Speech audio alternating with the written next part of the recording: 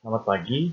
Pada kesempatan kali ini, kelompok kami akan mempresentasikan materi mengenai Measuring Customer Accommodation, Supply Chain Comprehensive Metric, dan juga benchmarking.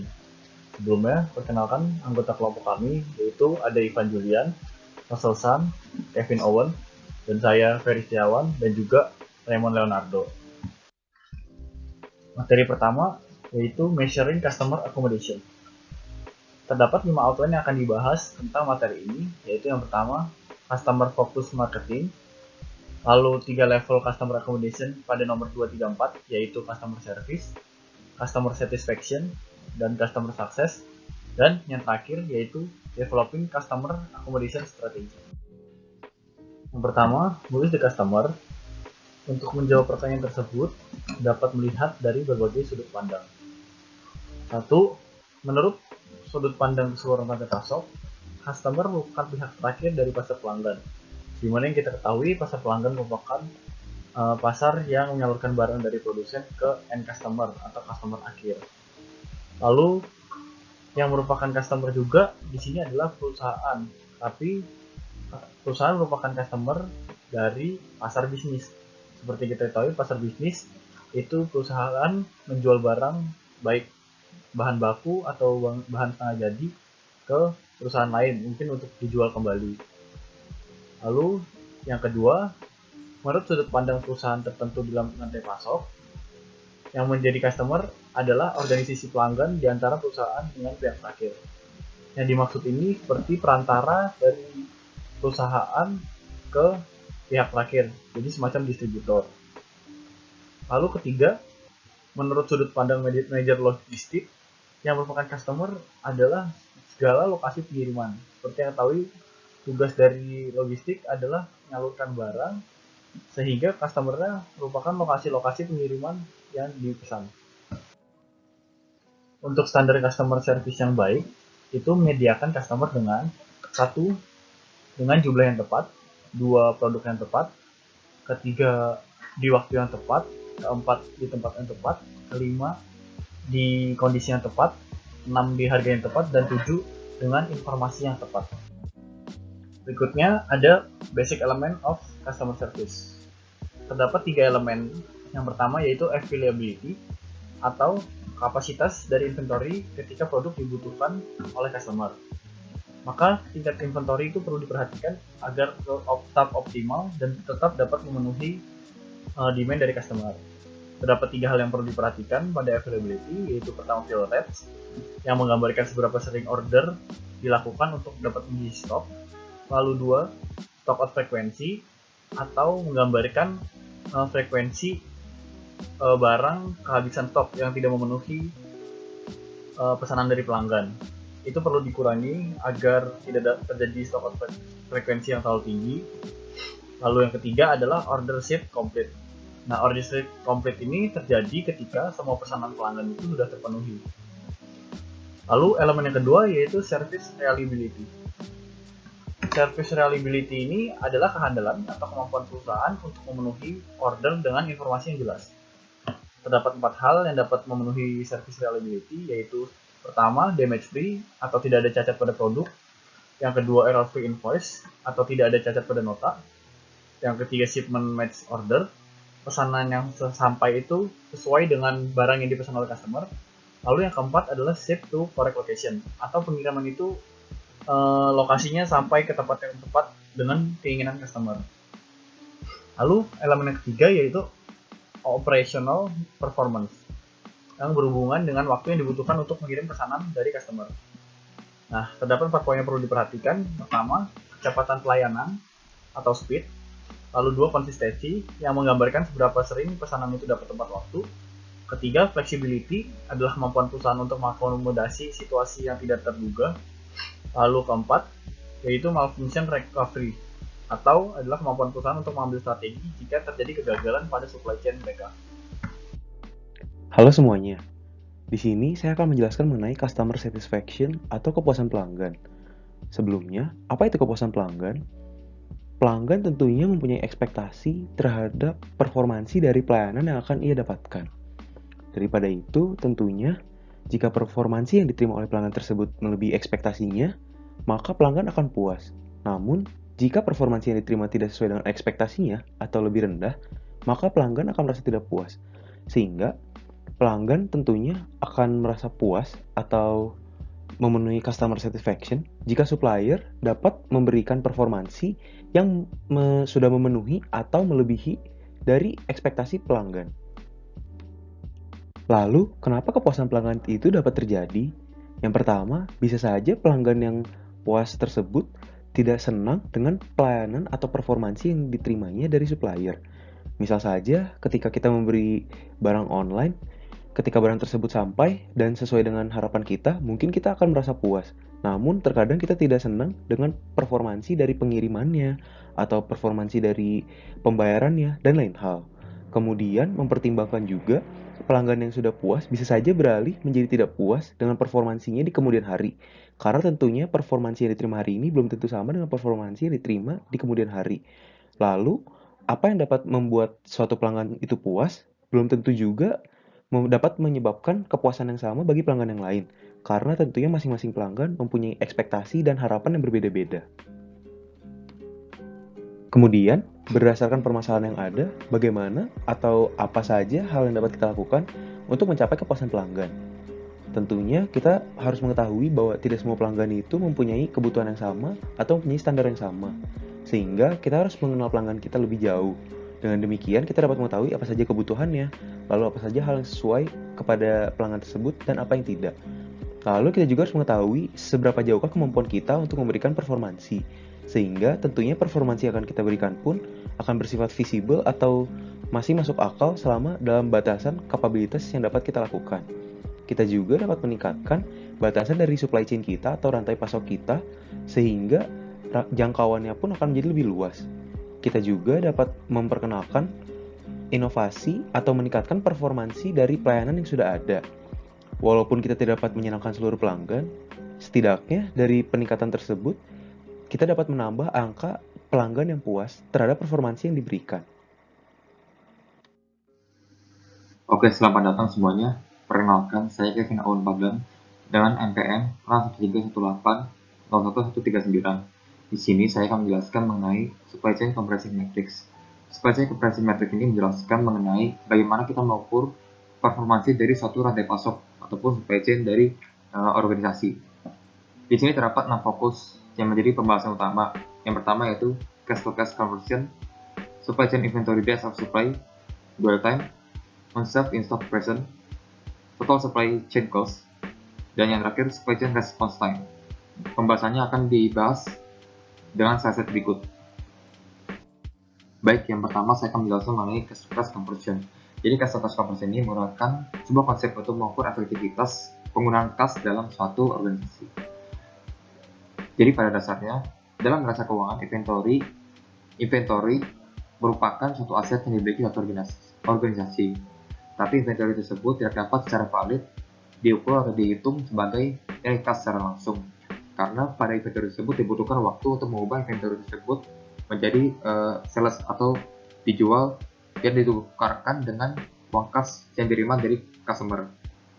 Nah, waktu tersebut secara tidak langsung merupakan cash to cash cycle time. Jadi cash to cash cycle time merupakan dapat dihitung dengan banyak hari supply inventory. Contohnya ketika dengan demand seperti ini dan demand dan inventory seperti ini, kita bisa bertahan untuk memenuhi demand itu selama misalnya 10 hari. Jadi pada selama 10 hari tersebut kita bisa bertahan tanpa menambah inventory yang ada.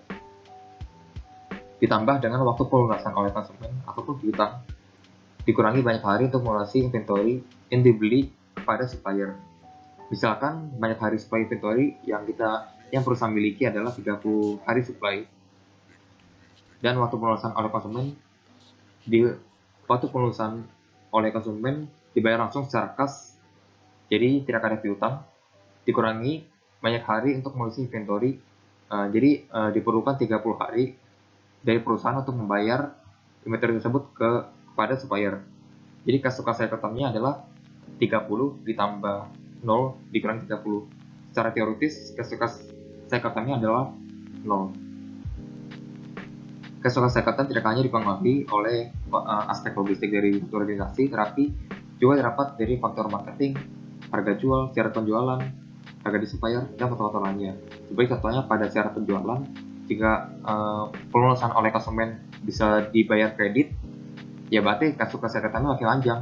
Sedangkan pada contoh yang tadi, jika pelunasan oleh konsumen harus dibayar langsung dengan kas dengan syarat penjualan tersebut, maka waktu pelunasan oleh konsumen adalah tidak akan piutang yang terjadi. Yang kedua terdapat supply chain inventory days of supply. Supply chain inventory days of supply berfokus pada inventory dari keseluruhan rantai pasok yang ada, yang di dalam termasuk pabrik, warehouse, hingga retailer, khususnya dalam finished goods yang disimpan. Dalam pengukuran lebih detail, terdapat juga pengukuran tidak hanya finished goods, tapi juga dalam bentuk bahan baku ataupun komponen produk setengah jadi. Sebagai pengukuran supply chain inventory days of supply, maka dalam integrasi rantai pasok ini lebih baik atau berfokus untuk mengurangi total hari supply dari finished goods yang beredar pada seluruh rantai pasok yang dimiliki. Baik, yang ketiga terdapat dwell time atau waktu tunggu. Jadi inventory dwell time atau waktu tunggu inventory merupakan rasio perbandingan antara total hari inventory tersebut didiamkan atau menganggur dibandingkan dengan total hari inventory tersebut digunakan atau dipindahkan. Jadi semakin sedikit waktu tunggu, maka performansi rantai pasok tersebut akan semakin baik karena aset tersebut dapat dibilang lebih produktif. Sebagai contoh, penggunaan kereta yang dapat diukur rasionya berdasarkan jumlah waktu kereta tersebut diam dibandingkan kereta tersebut sedang berjalan atau digunakan. Jadi misalnya jika kereta tersebut dihitung dalam satu hari dia diam selama 2 jam dan waktu dan durasi dia berjalan atau digunakan yaitu 8 jam, maka rasionya adalah 1:4, yang dimana hal tersebut bagus karena rasio kereta tersebut digunakan atau benda tersebut digunakan lebih banyak daripada rasio benda tersebut menganggur. Halo semuanya, saya Russell dan saya akan menjelaskan mengenai salah satu kriteria dalam pengukuran performansi supply chain, yaitu on shelf in stock percent atau persentase waktu barang tersedia di toko, di rak. Nah, pertanyaan yang berkutat pada materi ini adalah apakah barang tersedia di toko saat konsumer ingin membeli, dan apa dampak terhadap retailer dari barang yang tidak tersedia pada toko saat konsumer ingin membeli.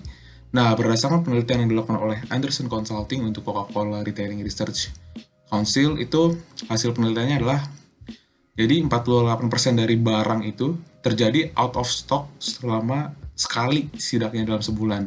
Nah, dampaknya adalah 34% dari waktu itu konsumer tidak membeli barang alternatif. Nah, terus 50% dari waktu retailer kehilangan penjualan. Jadi konsumer nggak jadi beli karena nggak beli barang alternatif atau tidak menemukan barang yang dicari. Dan 64% dari pembelian tertunda. Itu jadi mereka belinya di kunjungan selanjutnya. Nah, dampaknya ini terhadap toko itu bisa mengikis kesetiaan customer dan dapat mengurangi customer tahunan dari 0,3% sampai 0,5%. Nah, berdasarkan wawancara dengan customer itu rela untuk berpindah toko apabila barangnya itu bakal sering out of stock gitu ya. Jadi, solusinya itu adalah meningkatkan persentase waktu barang tersedia di toko. Nah, kriteria selanjutnya dalam pengukuran performansi supply chain adalah total supply chain cost. Nah, berdasarkan namanya itu udah jelas biaya total dari supply chain. Nah, biaya total dari supply chain ini tidak hanya dari salah satu pihak seperti dari retailer ataupun dari supplier ataupun dari distributor saja, namun biaya seluruh pihak yang terlibat pada supply chain. Nah, yang termasuk di dalamnya itu adalah raw material source, initial production of basic quantities, manufacturer, distributor, dan retailers. Nah, gimana sih kalau objektif dari supply chain itu adalah untuk mengurangi biaya? Nah, terdapat kemungkinan bahwa jika salah satu pihak ini mencoba untuk menurunkan biaya, akan ada pihak lain yang mengalami kenaikan biayanya. Jadi, tidak serta penurunan biaya pada salah satu pihak dapat mempengaruhi pihak yang lain. Nah, sehingga selama biaya yang berkurang itu lebih besar dari biaya pihak lain yang bertambah, maka dapat dikatakan bahwa supply chain-nya itu berkembang. Kriteria selanjutnya dalam pengukuran performansi supply chain itu adalah supply chain response time. Nah, jadi supply chain response time ini adalah bagaimana waktu respons dari supply chain terhadap perubahan fundamental pada kebutuhan pasar gitu. Jadi, misalkan suatu hari terjadi perubahan kebutuhan pasar yang signifikan, bagaimana perusahaan ini dapat mengatur ulang supply chain-nya agar dapat memenuhi kebutuhan yang berubah tersebut. Jadi, langkah-langkahnya itu ada mengembangkan fasilitas yang baru untuk memproduksi kebutuhan yang baru itu, terus mengatur ulang hubungan dengan supplier, karena tentunya dengan memproduksi benda atau barang yang baru itu mungkin dibutuhkan komponen yang baru, sehingga dibutuhkan supplier yang berbeda dengan supplier sebelumnya dan kemudian memenuhi demand consumer. Nah, umumnya metode dari supply chain response time ini bersifat perkiraan teoritis, karena tidak mungkin sebuah perusahaan mengganti fasilitasnya, mengganti suppliernya hanya untuk mengukur supply chain response time. Tentunya akan membutuhkan banyak biaya, sehingga metrik ini bersifat perkiraan teoritis. Perkenalkan, nama saya Raymond. Sekarang saya akan menjelaskan mengenai benchmarking. Benchmarking merupakan aspek penting dalam sistem penilaian kinerja sebuah organisasi atau perusahaan. Mengapa ini penting? Karena benchmarking berguna untuk mengukur kinerja perusahaan agar perusahaan tersebut mengetahui apa saja kelebihan dan kekurangan perusahaan tersebut dalam hal kualitas perusahaan, produk yang dihasilkan, strategi yang digunakan, dan sebagainya. Adapun aspek penting lainnya dalam benchmarking adalah siapa atau apa yang akan dilakukan benchmarking. Contohnya adalah benchmarking internal. Banyak perusahaan yang memakai benchmarking ini untuk mencari tahu apa saja kekurangan dan kelebihan masing-masing departemen mereka, dan juga bagaimana caranya untuk mengimprove kinerja atau promosi setiap departemen. Tetapi, jika menggunakan benchmarking ini, informasi mengenai kompetitor-kompetitor yang bergerak dalam industri yang sama itu sangatlah sedikit.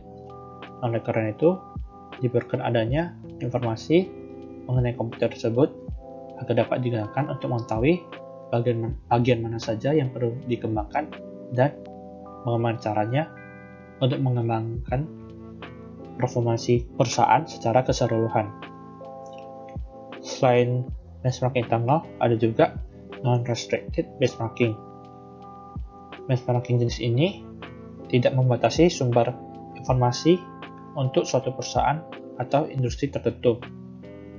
Jadi, non-restricted benchmarking ini memerlukan banyak usaha untuk membandingkan suatu operasi atau proses suatu perusahaan dengan perusahaan lain yang memiliki praktik terbaik, di mana praktik tersebut ditemukan baik dalam industri yang sama atau industri yang berbeda. Sekian presentasi dari kelompok kami.